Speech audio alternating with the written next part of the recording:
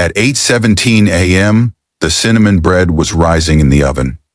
Outside, 4 unmarked black SUVs sped down the quiet little road in Ashford, Montana. No one knew why. No one could have predicted what was about to happen. When the white dust finally settled, a woman lay unconscious on the front porch, and a name spoken over the radio brought the entire tactical team to a halt. What happened that morning, no one in town would ever forget. Welcome to NT, where everyday kindness becomes unforgettable. Let's begin this journey together. At the northern edge of Ashford, Montana, where tall pines whispered down the hillside and the autumn wind carried the scent of pine wood and distant church bells, there sat a small white house, quietly tucked behind a garden full of wild daisies. Folks in town simply called it Blake's Bread House. There was no sign on the gate, just a rhythm. Every Tuesday, Thursday, and Saturday, the kitchen lights behind that house flickered on at 4 o'clock a.m., and the scent of cinnamon bread began to drift through the sleepy streets.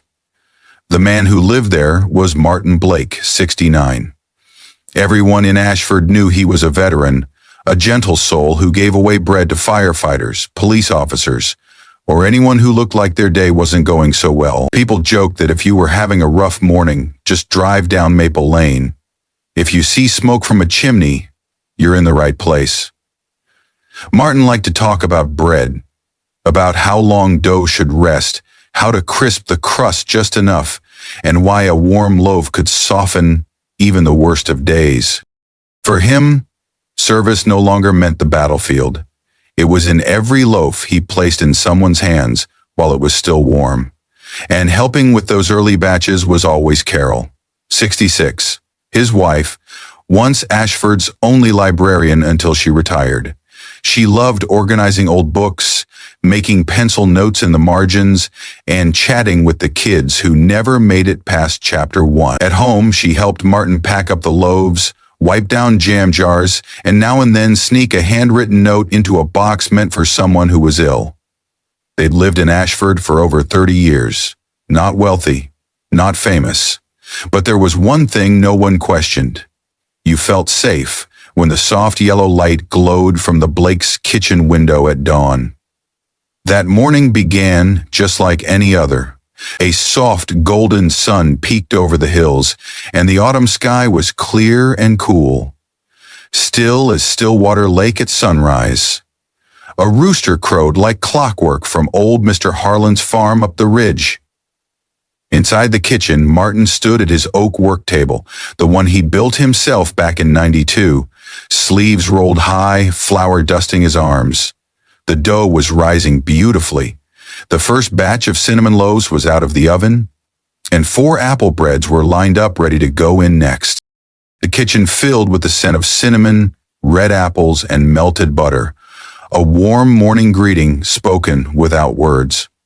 On the little radio near the sink, the local country station played softly, and DJ Clark's familiar voice reminded listeners, "If you haven't had breakfast yet, this might be the right time to swing by that little bakery on Maple Lane."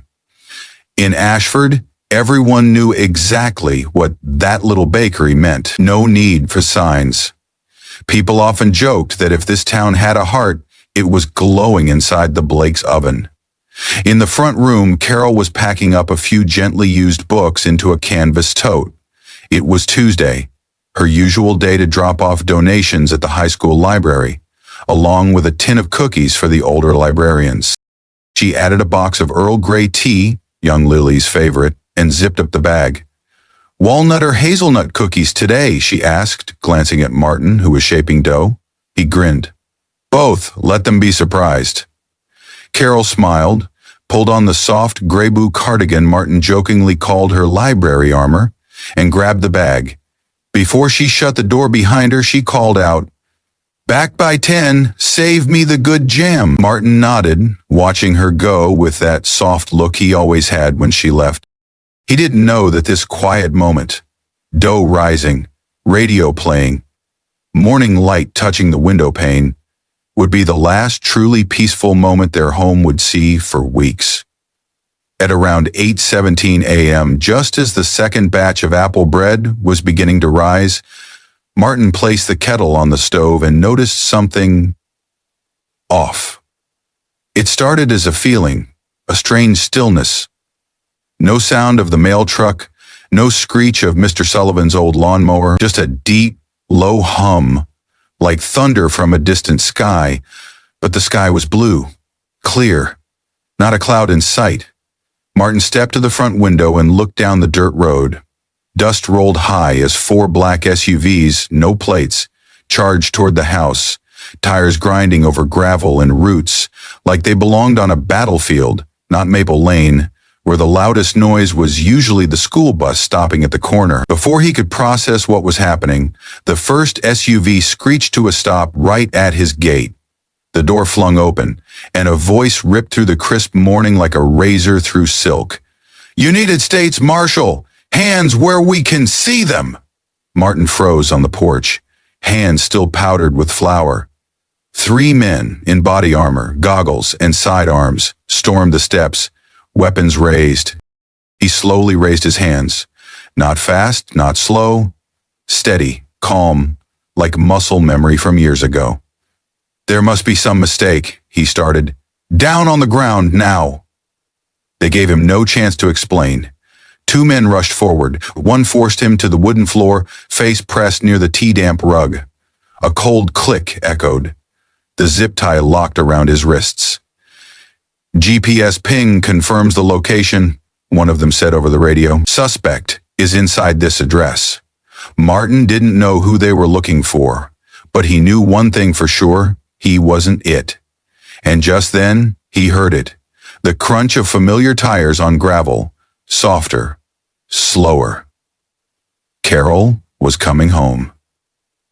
Carol Blake's old silver Subaru turned gently onto Maple Lane just as the early sunlight began streaming through the pine branches overhead. She had just come from the town's farmer's market, where she usually picked up sunflower seeds, a few sweet red onions, and a fresh multi-grain loaf for Martin to experiment with in his baking.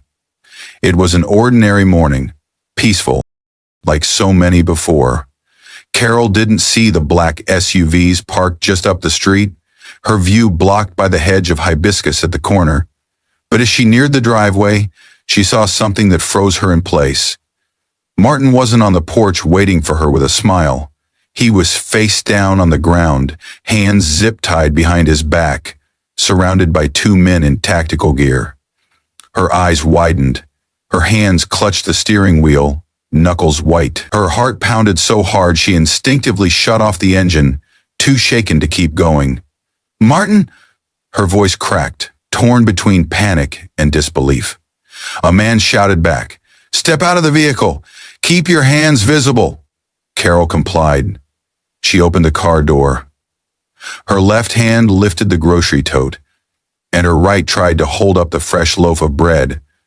Though the movement was slow and stiff, her left wrist often ached in the morning from arthritis. As she raised her arms to shoulder height, the tote strap slipped from her hand. Onions and seeds scattered across the porch steps. In a flash, a young officer's voice broke, tight with adrenaline. "Non-compliant! She's not dropping it." A dry, sharp crack rang out. Carol collapsed. No scream, no cry. Her body convulsed in short bursts like a frayed wire sparking. Her eyes froze wide open, lips pale and rigid. The loaf of bread rolled gently off the step, landing near her soft house slippers. Martin, pinned to the floor inside, could only watch. He couldn't move. "That's my wife," he shouted. "She's carrying groceries."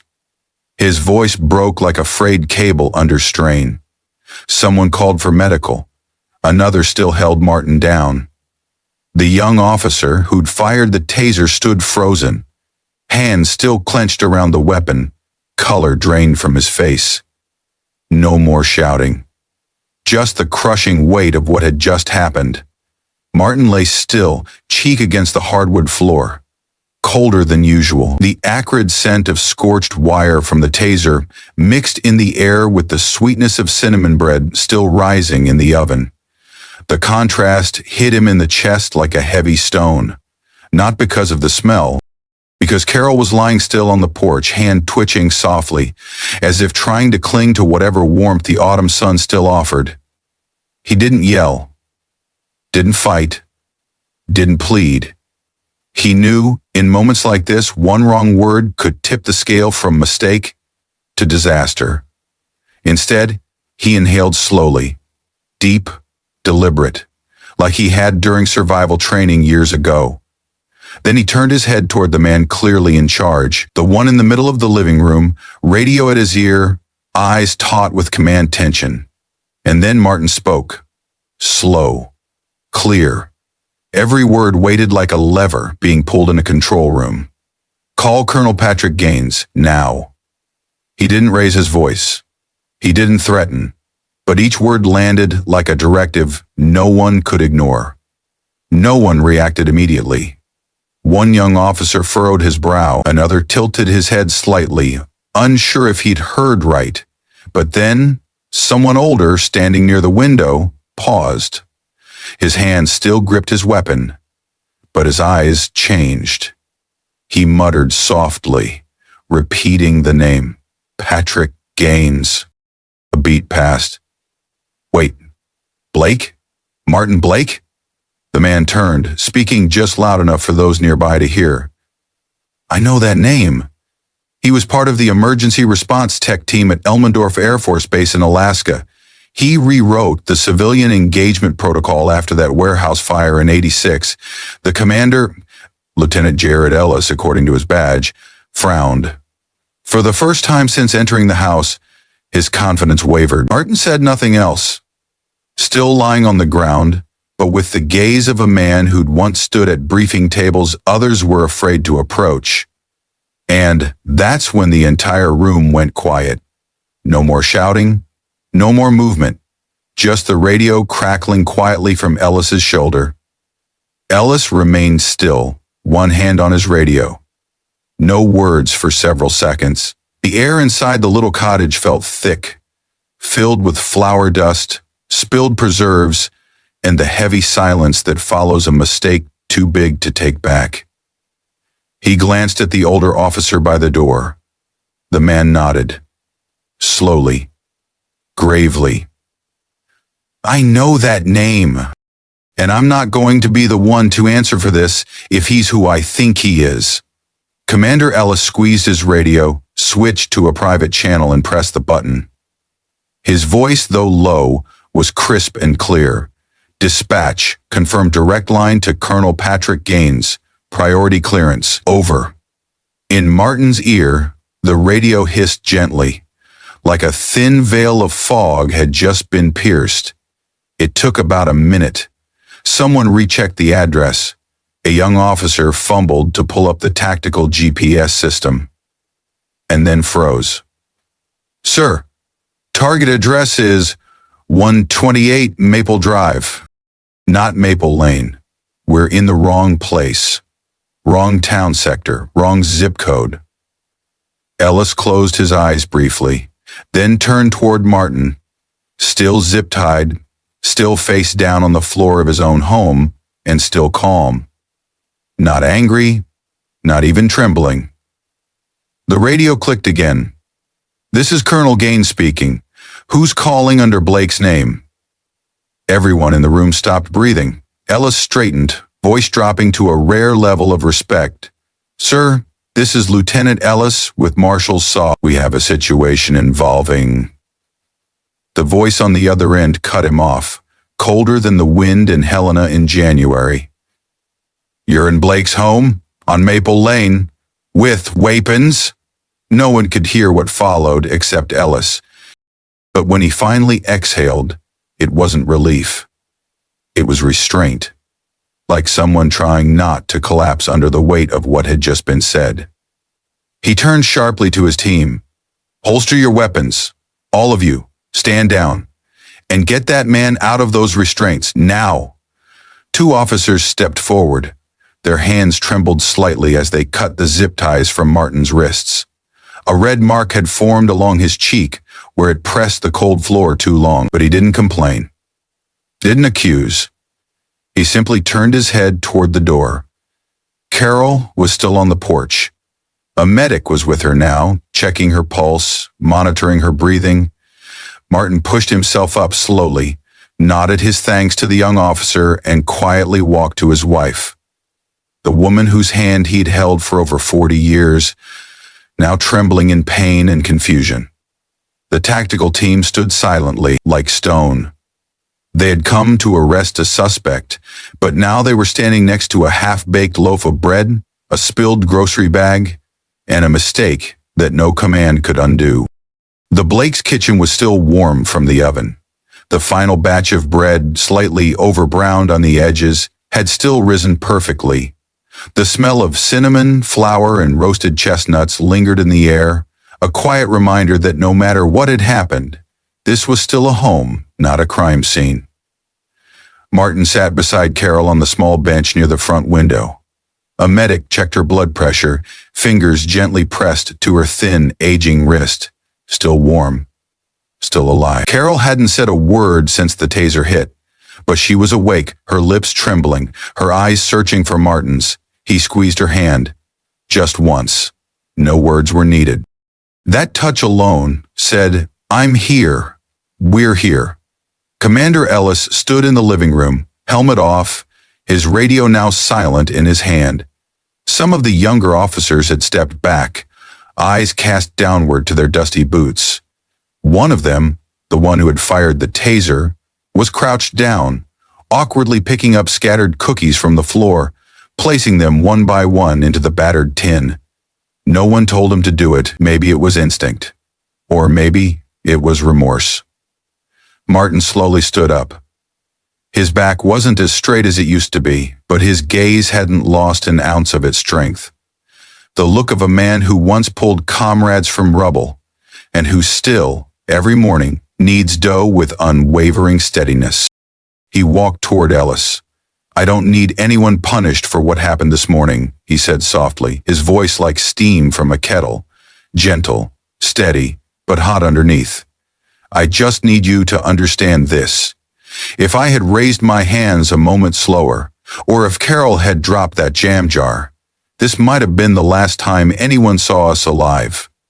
No one answered. But Ellis's face had changed. Something broke in the stiffness of his expression, like a part of him that hadn't been spoken to in a long, long time had finally been called forward. Martin turned toward the young man still gathering cookies. He didn't look angry. He didn't look pitying. He simply said, "Next time you pull that trigger, son, look at what the person is holding. A weapon, or a loaf of bread." And with that, he walked back to the bench, sat beside Carol, and held her hand, as if no tactical team had ever walked through their door. The next afternoon, Ashford had seemed to return to its rhythm. Church bells echoing from the southern hill, kids riding bikes behind the elementary school, and old Mr. Grady watering his front lawn like clockwork. But down at the end of Maple Lane, in the house where Cinnamon still clung to the curtains, things hadn't fully returned to normal. Carol was resting inside. She was more alert now, but still avoided talking about the day before. Martin sat quietly on the porch, a mug of tea in his hands, eyes fixed on the narrow trail that curved into the pine woods, where he and Carol used to walk every Sunday morning. Then, a gray, unmarked SUV appeared in the distance. It moved slowly, respectfully, and came to a soft stop just outside the gate. The man who stepped out had close-cropped silver hair, a straight, worn frame like an old carpenter's ruler still holding its line. He wore a simple shirt beneath a faded military jacket. Colonel Patrick Gaines. He had once been Martin's direct commanding officer at Elmendorf Air Force Base in Alaska, the only man who'd witnessed Martin run into a burning cockpit in 1986 to pull two trapped pilots to safety. The same man who had nominated him for the Airman's Medal, one of the highest peacetime honors for valor, a medal rarely awarded to survivors. Martin had also served in civilian evacuation response teams in Iraq in 1991 and later supported logistics during the Hurricane Katrina relief effort in 2005. His name never carried a high rank, but it was written into training manuals at the Air Force Academy, particularly the section on composure under, and that's why, when Martin spoke just 5 words, an entire tactical unit froze. No one willing to guess wrong a second time. Colonel Gaines stepped up onto the porch. No introductions, no permission asked. Martin rose to his feet and gave a quiet nod.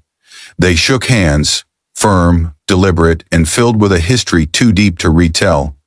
Gaines opened a small leather folder and pulled out a thick envelope. This is an official letter of apology from the U.S. Department of Justice and a formal offer to reinstate your Level 4 clearance, with an invitation to serve as an ethics advisor for the Marshals Tactical Training Program.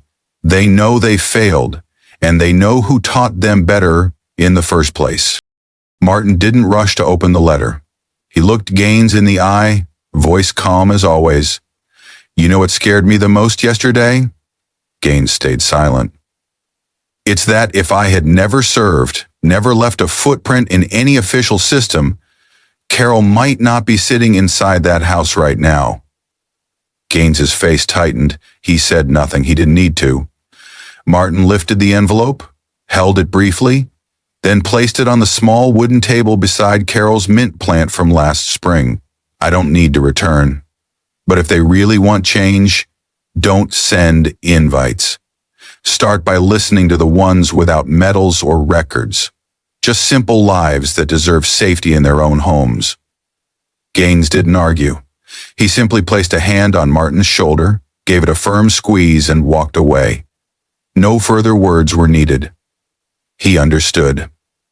Some people teach the greatest lessons not through lectures, but through how they live. Saturday morning light filtered through the pines, casting soft gold across the windowsill where the last batch of cinnamon bread was cooling.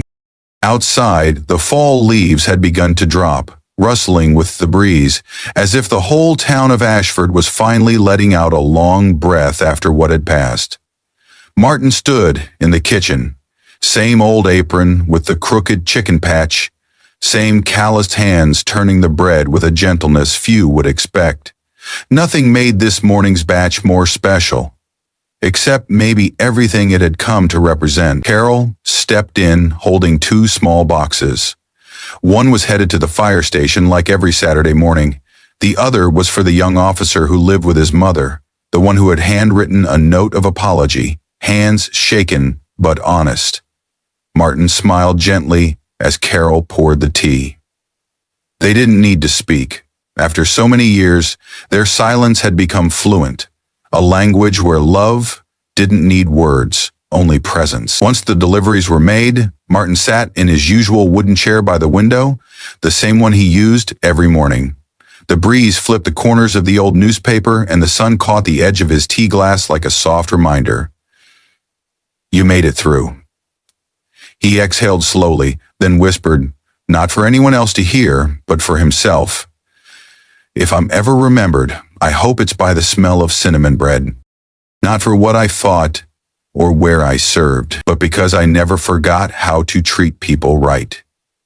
He looked out toward the road, where kids rode their bikes again like nothing had happened. Life had returned to normal. But not quite the same, because now everyone who had seen it knew that even a small house and a baker could make an entire system pause and listen. When the world feels too big to change, sometimes what it really needs isn't more power, but someone calm enough not to lose their dignity, even in the middle of chaos. A loaf of bread, a handheld, a glance that doesn't look away. That's how real change begins. Comment the word. Dignity, if you believe quiet kindness is the kind of strength the world needs more than ever. You've been watching NT Amazing Stories, where each story is a small candle lighting up the dark. If this story moved you, please like, share, and subscribe to the channel, because sometimes the most ordinary people leave behind the most extraordinary lessons.